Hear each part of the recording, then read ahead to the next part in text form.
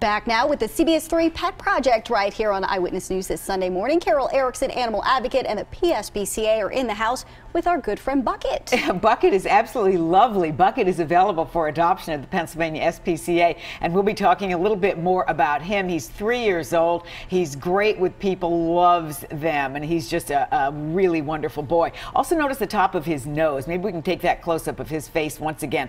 Notice this area right here, how pale pink that is. That is an area that would be prone to sunburn, and that kind of leads us to what we're going to be talking about today, and that is some of the things you really have to pay very close attention to with your pets, because, you know, they're as susceptible to the temperature extremes as we are, and you have to watch them in the summertime and the rest of the year too, just about as much as you do a small child. Now, notice this dog racing around. Well, this is all well and good, but you know what? In full sun, in a hot day, a dog like that with a pretty flat face, that's going to be a problem, and you need to really pay attention to that. Limit the exercise. Walking on hot pavement, those pads can burn.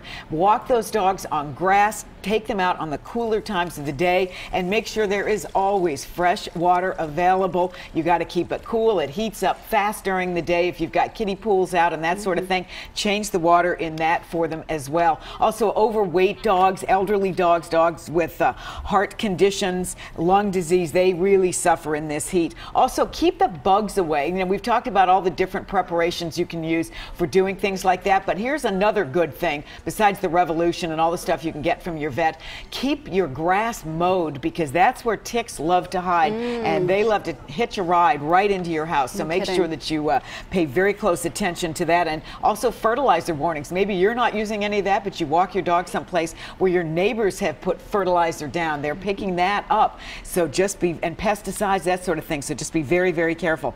Antifreeze, you know, that is a problem. It tastes great, apparently, and that is toxic to animals. Within 30 minutes to 12 hours, any dog that gets into the antifreeze that may have leaked out of your car in the summertime, even from cars that have overheated, you're going to be finding signs of lethargy. They're going to act drunken. That needs a vet trip immediately. And we talked about the sunscreening and making sure there's always shade for them available, and exercising really only on the cooler parts of the day.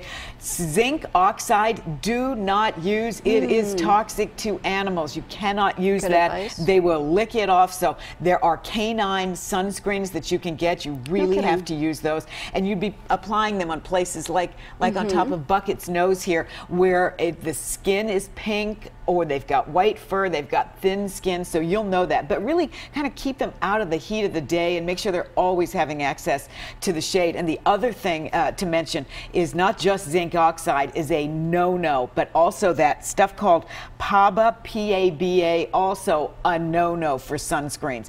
Do not use that around animals. It is toxic to them. And my last tip is on water safety. If you take your dog or your cat, you may want to take your cat out boating. If you do that, well, you know what? Maybe a doggy kitty life preserver. That would be a great thing. So don't head out into the open waters without something like that. And also just make sure that anytime they're near a beach or a pool, they're susceptible to drowning as well. They don't know what they're doing, and some of these dogs are so heavy they can't get out themselves. Even the strong swimmer might get trapped in a pool. You've got to watch them like they're a little kid. Just be diligent about everything. All the time. What they're stepping on, what they're putting in their mouths, the sun. All the time. The way you would treat a kid. Just think about it that way. Totally agree. Let's show you some of the animals that are available at the Pennsylvania SPCA. How do you like this beauty? This is Winter, a 1-year-old female gray domestic short-haired cat rescued by humane law enforcement in February. She wants a home, and I love Cherry Pie. Look at this dog coming, or this cat rather, coming up. 1-year-old long-haired orange and white cat rescued by humane law, again, our humane law enforcement, funded by viewers.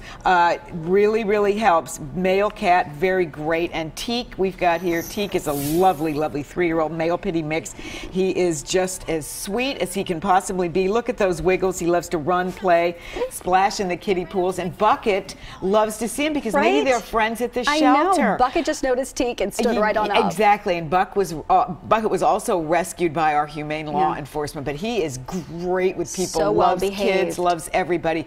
He will be at our Erie shelter a little bit later on.